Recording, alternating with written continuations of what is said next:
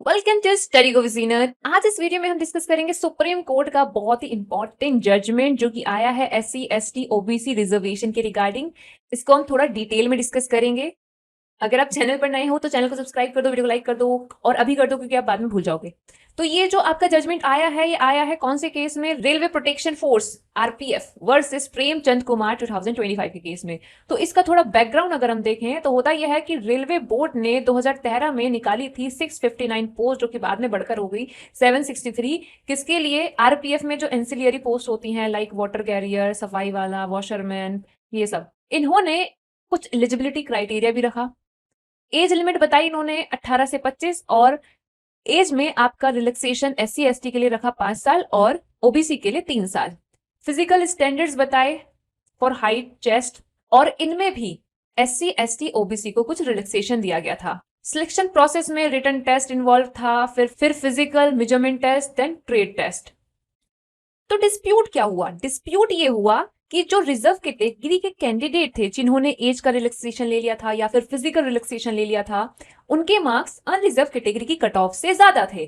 फिर भी उनको अनरिजर्व कैटेगरी की जो पोस्ट है उनमें अपॉइंट नहीं करा गया। और इसके पीछे आरपीएफ ने ये रीजन दिया कि जो कैंडिडेट रिलैक्सेशन ले लिए हैं रिजर्व कैटेगरी का, उनको अनरिजर्व कैटेगरी के कैंडिडेट में हम काउंट नहीं कर सकते हैं। फिर क्या था? इस डिस्प्यूट के against candidate writ petition file करते हैं हाई कोर्ट में ताकि उनको अनरिजर्व कैटेगरी में कंसीडर करके अपॉइंट किया जा सके, क्योंकि उनके अनरिजर्व कैटेगरी की कट ऑफ से ज्यादा मार्क्स थे। और इस चीज को हाई कोर्ट मान भी लेती है और कहती है कि अनरिजर्व कैटेगरी की कट ऑफ से जिन कैंडिडेट के जो कि रिजर्व कैटेगरी के हैं ज्यादा मार्क्स हैं, उनको अनरिजर्व कैंडिडेट की तरह ट्रीट किया जाना चाहिए, भले ही उन्होंने रिलैक्सेशन क्यों ना ले लिया हो। और इस चीज को फेवर करने के लिए कोर्ट रिलाई करती है एक standing order number 78 para 14B पर, जो कि अलाउ करता है रिजर्व कैटेगरी कैंडिडेट को जिन्होंने हायर स्कोर किया है अनरिजर्व कैटेगरी की कट ऑफ से कि उनको माइग्रेट किया जा सकता है अनरिजर्व कैटेगरी में। फिर रेलवे बोर्ड हाई कोर्ट की इस रूलिंग के अगेंस्ट जाता है सुप्रीम कोर्ट में और साइड करता है स्टैंडिंग ऑर्डर नंबर 85 ऑफ 2009, जो कि क्लियरली स्टेट करता है कि एससी एसटी ओबीसी के सिर्फ वही कैंडिडेट जिन्होंने एज, फिजिकल स्टैंडर्ड या क्वालिफाइंग मार्क्स का किसी भी तरीके से मतलब रिलैक्सेशन नहीं लिया है, सिर्फ वही ट्रीट किए जा सकते हैं अनरिजर्व कैंडिडेट की तरह। बट जो रेस्पोंडेंट थे उन्होंने रिलैक्सेशन लिया था, इस वजह से इनको अनरिजर्व कैटेगरी में माइग्रेट नहीं किया जा सकता है। और रेलवे बोर्ड ने जो निकाली थी रिक्रूटमेंट वो गवर्न होती है by revise directive number 29 of 2013, जो कि स्टैंडिंग ऑर्डर नंबर 85 को एप्लीकेबल करती है एंसिलियरी पोस्ट के ऊपर भी।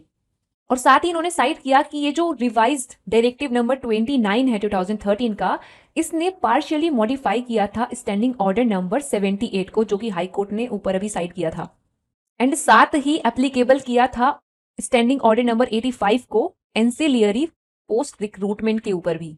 बट जो रेस्पोंडेंट है वो रिलाई कर रहे थे सिर्फ और सिर्फ स्टैंडिंग ऑर्डर नंबर 78 पर, जो ऑलरेडी पार्शियली मॉडिफाई हो चुका है।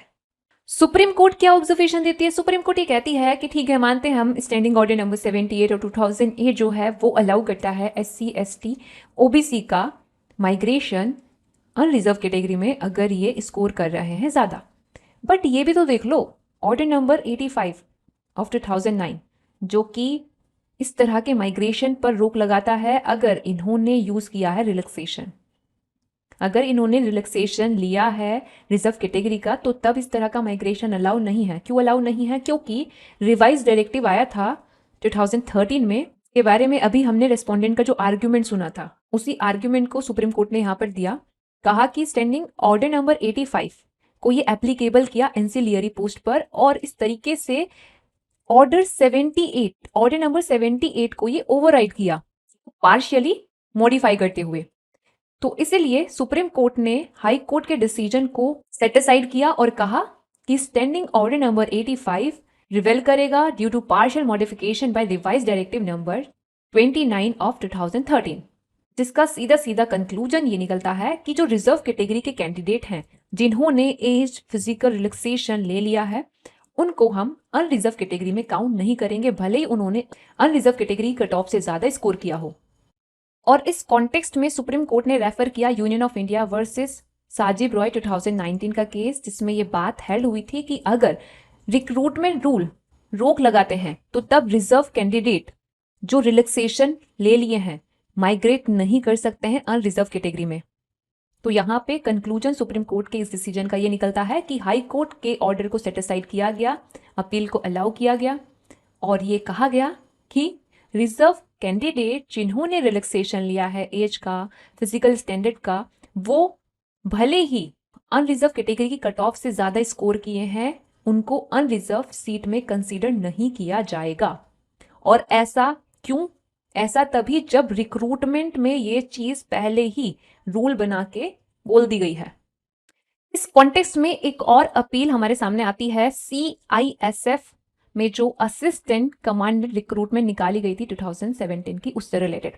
तो होता क्या है कि जनरल कैटेगरी की जो कट ऑफ है वो जाती है 364, जिसमें ये कंसिडर कर लेते हैं उस ST कैंडिडेट को जिसके जनरल कैटेगरी की कट ऑफ से ज्यादा मार्क्स थे, 366 मार्क्स थे, और उसने ना हाइट का रिलैक्सेशन लिया हुआ था। वहीं जनरल कैटेगरी का जो लास्ट कैंडिडेट जिसके 363 मार्क्स थे, उसका हो जाता सिलेक्शन अगर इसको नहीं लिया जाता।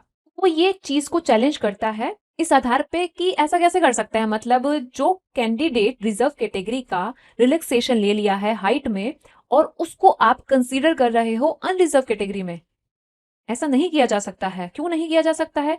इस कॉन्टेक्स्ट में ये रेफर करता है ऑफिस मेमो ऑफ 1998, जो कि ये स्टेट करता है कि रिजर्व कैटेगरी का कैंडिडेट जिसने रिलैक्सेशन लिया है एज का, एक्सपीरियंस का, कट ऑफ मार्क्स का, वो काउंट किया जाना चाहिए सिर्फ रिजर्व कैटेगरी में, रिजर्व वैकेंसीज में, ना कि अनरिजर्व वैकेंसीज में। पहले ये चीज वो चैलेंज करता है हाई कोर्ट में, फिर ये चीज चैलेंज करी जाती है कहां पे? सुप्रीम कोर्ट में। सुप्रीम कोर्ट इस अपील को डिसमिस करते हुए ये बात हेल्ड करती है कि रिलैक्सेशन जो लिया गया है फिजिकल स्टैंडर्ड में, लाइक जैसे कि हाइट में, वेट में, वो अलग होता है from the relaxation in age, qualification और cut off marks. Office memo of 1998 जो है वो सिर्फ और सिर्फ बात करता है दूसरे वाले रिलैक्सेशन की, ना कि हाइट और वेट में लिए गए रिलैक्सेशन की। तो जिस रिजर्व कैटेगरी के कैंडिडेट को सिलेक्ट किया गया था उसने रिलैक्सेशन लिया था फिजिकल स्टैंडर्ड में, फिजिकल स्टैंडर्ड वाला, एंड जैसा कि उसके अनरिजर्व कैटेगरी की कट ऑफ से ज्यादा मार्क्स थे, इसलिए उसको अनरिजर्व कैटेगरी में हाइट का रिलैक्सेशन लेने के बावजूद भी जो सिलेक्ट किया गया है वो वैलिड है, क्योंकि इस तरह की चीज पे कोई भी रिक्रूटमेंट का जो रूल इनका था वो रोक नहीं लगा रहा था। तो कुल मिलाकर बात बस इतनी सी है कि जो कोई भी रिक्रूटमेंट आती है उस रिक्रूटमेंट को जो गवर्न करने वाले रूल्स हैं उन रूल्स पर डिपेंड करता है कि जो रिजर्व कैटेगरी का कैंडिडेट है, जो अनरिजर्व कैटेगरी के कैंडिडेट से ज्यादा मार्क्स ला रहा है, उसको अनरिजर्व कैटेगरी में कंसीडर करना है या नहीं। ये डिपेंड करता है हर एक रिक्रूटमेंट के जो रूल्स हैं उन पर, क्या रूल बनाए हुए हैं उन्होंने। तो अगर रिक्रूटमेंट रूल ये कह रहे हैं कि अगर रिलैक्सेशन ले लिया तो फिर अनरिजर्व कैटेगरी में काउंट नहीं होगे तो नहीं होगे, अगर कह रहे हैं कि कोई दिक्कत नहीं है तो तब कोई दिक्कत नहीं है। तो बस बात इतनी सी ही है कि हर एक रिक्रूटमेंट के जो रूल्स हैं उन्हीं पर डिपेंड है ये चीज, जैसा कि हमने RPF वाले में देखा और CISF वाले में देखा। यहाँ पे तो सीधे सीधे था कि अगर रिलैक्सेशन लिया है रिजर्व कैटेगरी का तो तब भले ही अनरिजर्व कैटेगरी कट ऑफ से ज्यादा मार्क्स ले आओ, आपको नहीं कंसीडर किया जाएगा अनरिजर्व कैटेगरी में। बट CISF केस में जो गवर्निंग रूल थे वो क्या कह रहे थे? वो कह रहे थे कि सिर्फ और सिर्फ age, qualification and cut off वाला जो रिजर्वेशन लिया जाता है वो अनरिजर्व कैटेगरी में काउंट होने से रोकेगा।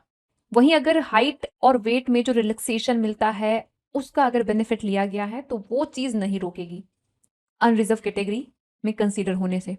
तो बस इतना ही है कि डिपेंड करता है हर एक रिक्रूटमेंट के रूल्स पे। आई होप आपको ये चीज क्लियर हो गई होगी। फिर भी अगर कुछ समझ ना आया हो तो कमेंट सेक्शन में पूछ लेना। वीडियो अगर अच्छा लगा है तो लाइक करना, चैनल को सब्सक्राइब करना और मेरा टेलीग्राम चैनल है स्टडी गो विद जीनत, उसको भी ज्वाइन कर लेना।